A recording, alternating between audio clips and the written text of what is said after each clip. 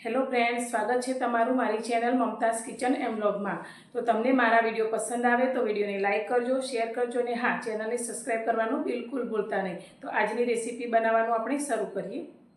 આજે આપણે બનાવીશું માવા ચીક્કી। તો માવાના ઉપયોગ વગર એકદમ સરસ સોફ્ટ બજારમાં મળે તેવી માવા ચીક્કી બનાવીશું।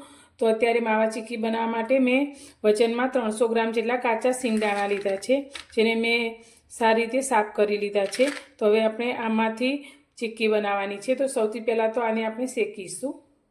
ગેસ પર મેં કઢાઈને ગરમ કરવા માટે રાખી લીધી છે। તો ગેસની ફ્લેમ અત્યારે આપણે એકદમ ધીમી કરી દઈશું અને લીધેલા કાચા સિંગદાણાને કઢાઈમાં લઈ લઈશું। તો ગેસની ફ્લેમ ધીમી રાખી અને એક પણ દાણો આપણો દાચે નહીં તે રીતે આપણે આ સિંગને સારી રીતે શેકી લઈશું।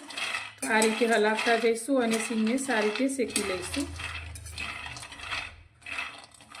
અત્યારે સિંગ આપણી એકદમ સરસ રીતે શેકાઈ ગઈ છે। દાણો આપણો એક પણ દાજ્યો નથી અને એકદમ ક્રિસ્પી એવી આપણી સિંગ થઈ ગઈ છે। તો હવે ગેસની ફ્લેમ આપણે બંધ કરી દઈશું અને આ સિંગને એક પ્લેટમાં કાઢી અને થોડી ઠંડી થવા દઈશું। સિંગ આપણી અત્યારે ઠંડી થઈ ગઈ છે। તો હવે તેમાંથી આપણે ફોતરાને અલગ કરવાના છે। તો આપણા ફોતરા ઝડપથી અલગ થઈ જાય તેના માટે મેં આ રીતે કોટનનો એક રૂમાલ લઈ લીધો છે। તેની અંદર આપણે સિંગ લઈ લઈશું। હવે રૂમાલને આ રીતે પોટલી વાળી અને હવે આપણે રૂમાલને આ રીતે ઘસીશું, એટલે બધા જ ફોતરા અંદરથી અલગ થઈ જશે।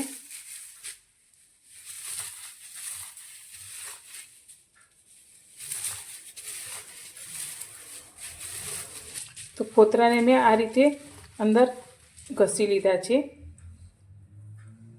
તો તમે જોઈ શકો છો બધા જ ફોતરા આપણા સિંગમાંથી અલગ થઈ ગયા છે। તો હવે આપણે ફોતરાને ચાળી અને કાઢી લઈશું।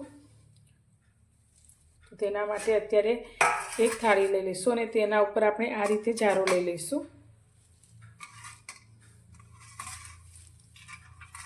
તો આ ટ્રીકથી તમે ફોતરા કાઢશો તો આખા ઘરમાં ફોતરા વેરાશે પણ નહીં અને ખૂબ જ ઝડપથી આપણા ફોતરા અલગ થઈ જશે।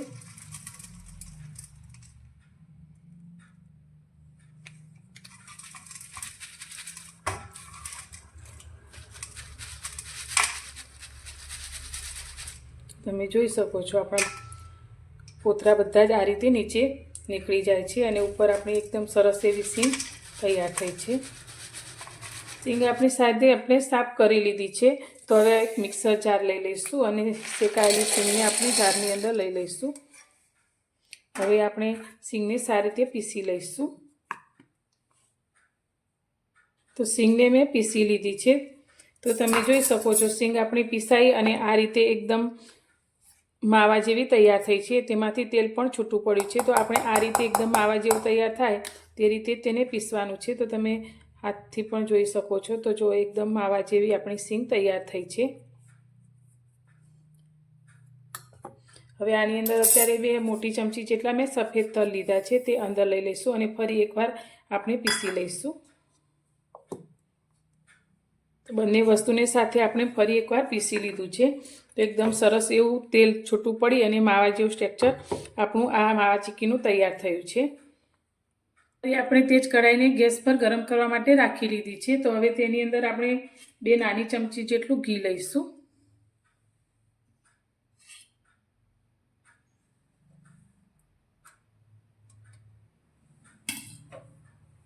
ઘીને આપણે થોડું ગરમ થવા દઈશું।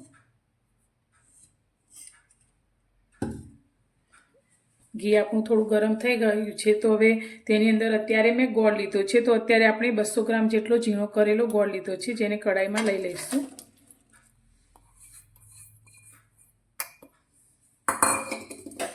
અને ગોળને આપણે ઓગાળીશું।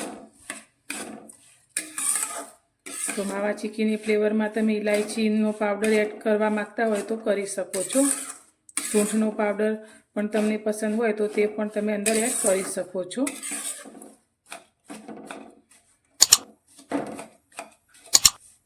તો હવે આપણે આ ગોળનો કોઈ વધારે પાયો નથી કરવાનો, પણ ગોળ આપણો બધો સારી રીતે ઓગળી જાય તે રીતે ગરમ કરીશું। ગોળ આપણો સારી રીતે ઓગળી ગયો છે અને આ રીતે થોડો થોડો ફૂલવા લાગ્યો છે। તો હવે આપણે જે સિંગને પીસીને રાખી છે તે અંદર લઈ લઈશું અને અત્યારે આપણે ગેસની ફ્લેમ પહેલાં બંધ કરી દઈશું।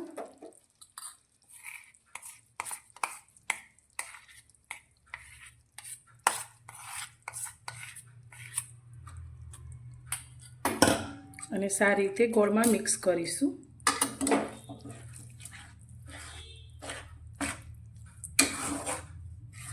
તો એકદમ સરસ સોફ્ટ એવી આપણી આ માવા ચીક્કી તૈયાર થાય છે. તો ગોળને આપણે બહુ વધારે કડક નથી કરવાનો.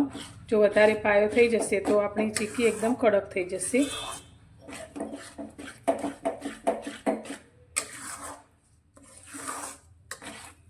તો માવા ચીક્કીને મેં આ રીતે એક મોટી પ્લેટમાં ઠારી લીધી છે. તો વચ્ચે લાઇટ જવાના કારણે મારાથી થોડો વિડીયો સ્કીપ થયો છે.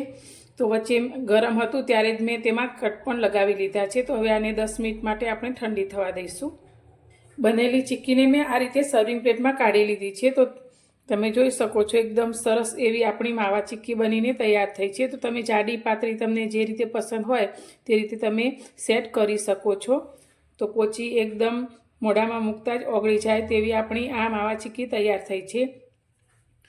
તો તમને મારી આજની આ માવા ચીક્કી બનાવવાની રીત કેવી લાગી તે મને કોમેન્ટમાં જરૂરથી જણાવજો.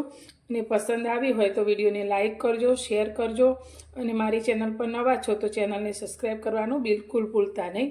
તો ફરી મળીશું એક નવી જ રેસીપી સાથે નવા વિડીયોમાં.